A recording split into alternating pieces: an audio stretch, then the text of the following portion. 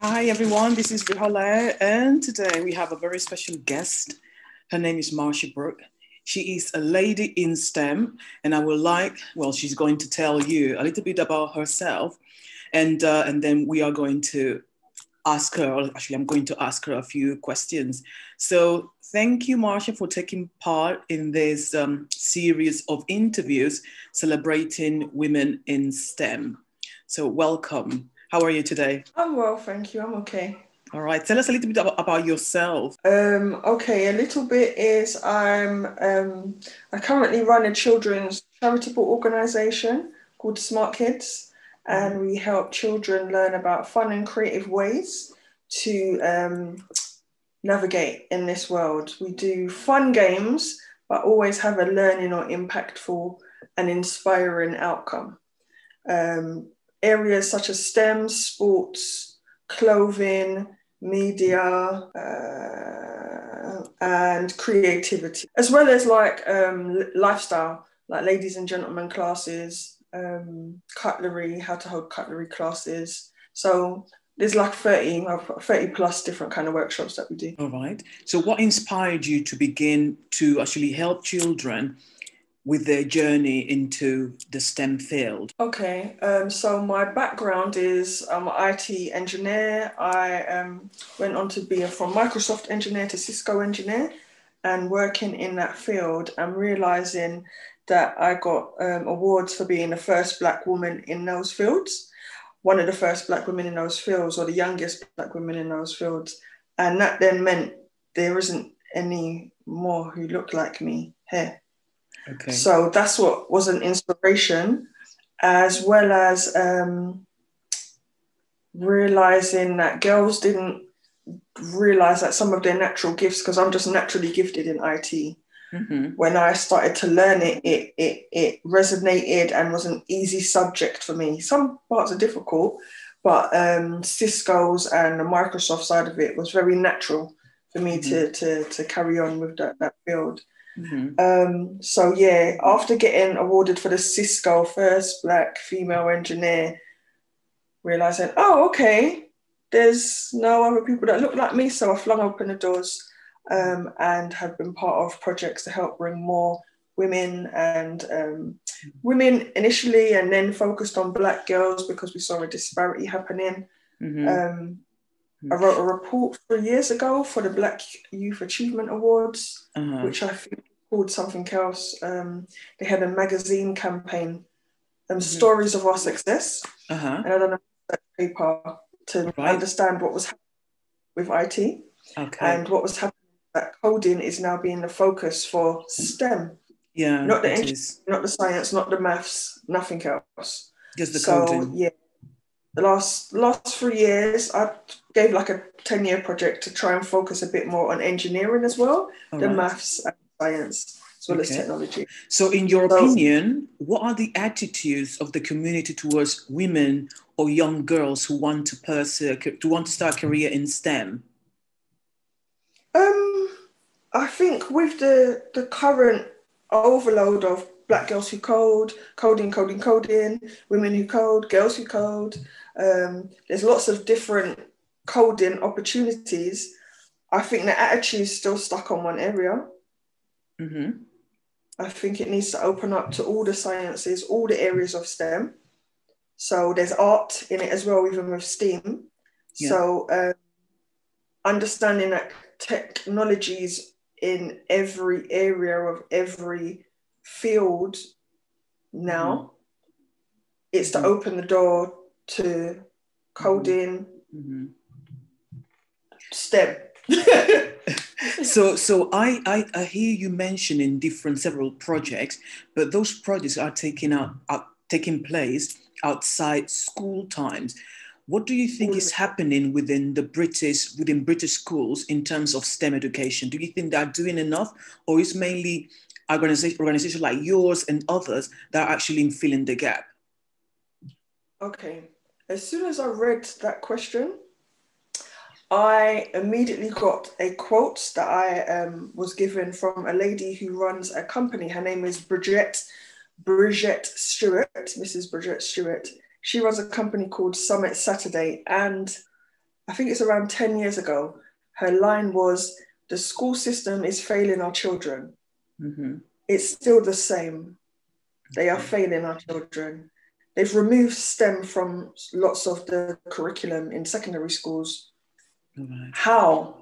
When they leave, they're going to have to know how to navigate in technology to work in any field. Uh-huh. It's Do you think ridiculous. that being how you call it, you use the word failed, but I think it's more than kind of neglecting that side of STEM, so they are not as effective or cannot compete or lead in any field in regards to STEM. Would you say that that's kind of sabotaging young people's career prospects? Definitely the sabotage. Definitely, I agree with the failure is them or intent of failure. And it is definitely a sabotage, as you said, because certain organizations have to pick up the slack for that. Yeah. And there's a gap in the market for it. But that also comes with fees, which we're in a British educational system, which parents are not used to. So sometimes some children who cannot afford those fees will miss out on those things. So there are stop gaps. There's the Academy Achievers, they've got a BME project. They're picking up the slack. I believe it's free to attend for children. And if it ain't, it's a very low rate. The STEMettes are doing their thing in STEM and engineering. Yourself, with your STEAM project, you're doing your things. And with Smart Kids, we signpost to all of the ones. And anything that's being missed, we'll partner with someone to work on it to make sure it gets picked up. Yeah. So we're always open. There's Coding Black Females. There's a number of different organizations out there. And Google is free if you have a smart access to technology. Please use it. Yeah, most definitely. So now my next question is kind of similar to what I asked before, or I mentioned in regards as to preparing our children, young people in general. Do you think that schools are prepared to meet the demands of the world? Because we say that, yes, the schools are not providing certain services. Do you think that schools are having a shortage or qualified people themselves who is able to prepare the young people in the first place? And on top of that, do you think that children, the ones that are benefiting from whatever little amount of STEM education they can access, do you think that prepared to compete at an international market or level? The children are not left from the basic school education.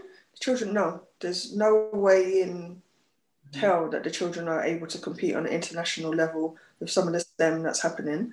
Do you think that the social class then comes into place in your view? Do you want me to answer the first question? Yeah. Sorry. Go back Yeah, of course. What you said was in regards to the educational system, and do I think that? No, I think we have to remember what the educational system was set up for. So if you go back to why it was actually set up, it was set up to train you to work in factories and the industry. So it's set to that. It's 100 years ago. It's the same process. Regurgitate, remember, repeat. There's absolutely no creativity. There's no be inspiring. There's no invent. There's none of that. It's regurgitate, remember, and repeat. So no, the school is doing exactly what it's set up to be.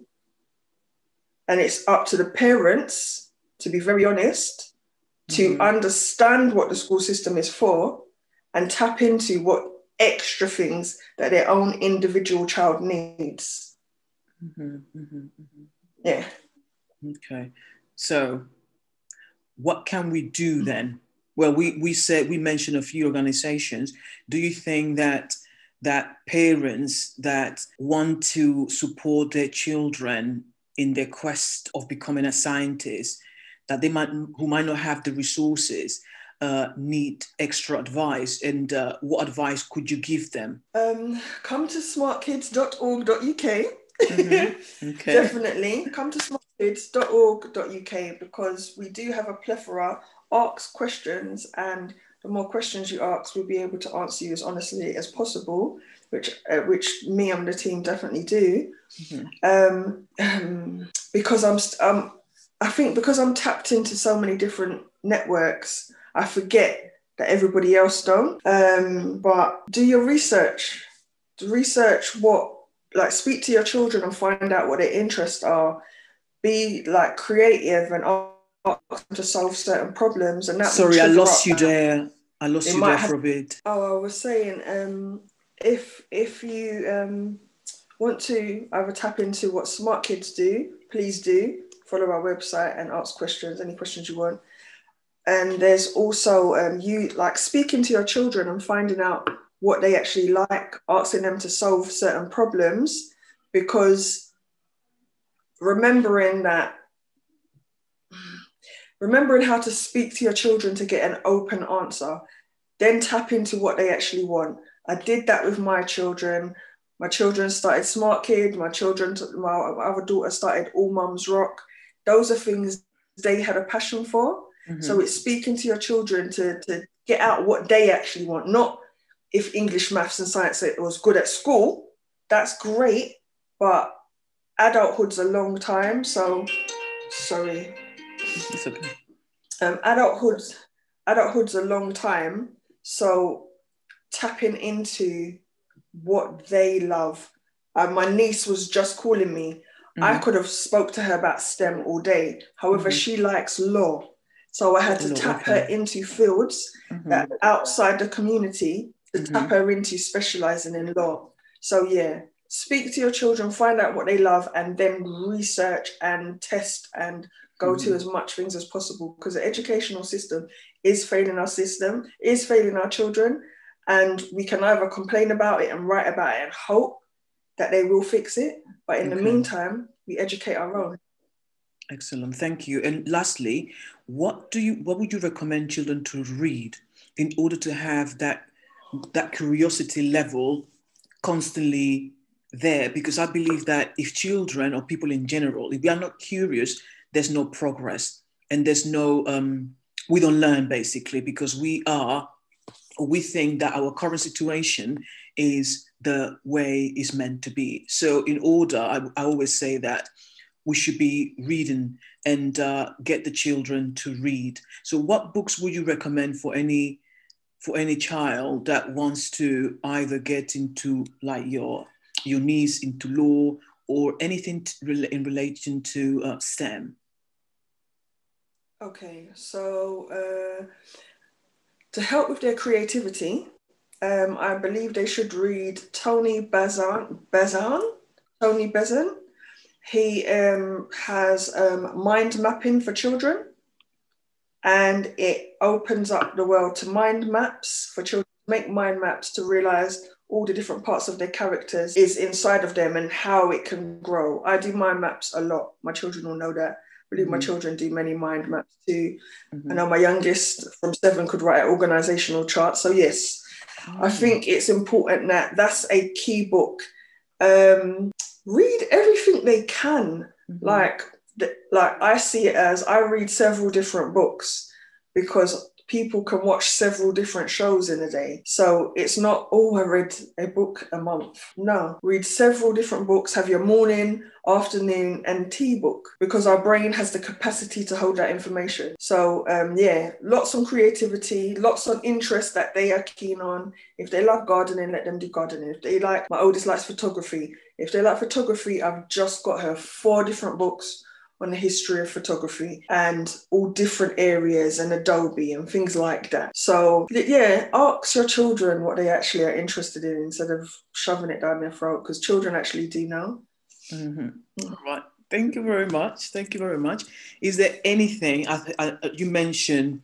Smart Kids is what you do. Is there anywhere else that people can find you and what you do? My name is a whole hashtag at the end. Sorry, can you say it again? I lost you. The connection went. Oh, okay. So I said my name is a hashtag, Marcia Brock. Put it in. You can Google my name. It will come up on most, if not all, social media platforms. It is just Marcia Brock. It's Marcia Brock on a lot of the platforms. And I say that so often that Marcia_Brock on all the social media platforms is where you'll find me, or just put in the hashtag Marcia Brock and something of mine will come up and be able to connect, email in, DM, I answer back. All right, thank you very much. Thank you very much. I hope that those of you that are actually listening are actually taking action, because the purpose of this series of interviews is to inspire, motivate, and empower. And with empowerment, if you feel empowered to do something, you are not going to absorb, well, you will absorb this knowledge, these tips, this advice, but you will do something about it, because it's all about the action, isn't it? We have done a lot of talking. We are good at talking. Now implementation is what we need. So thank you very much, Marcia, and see you all guys soon.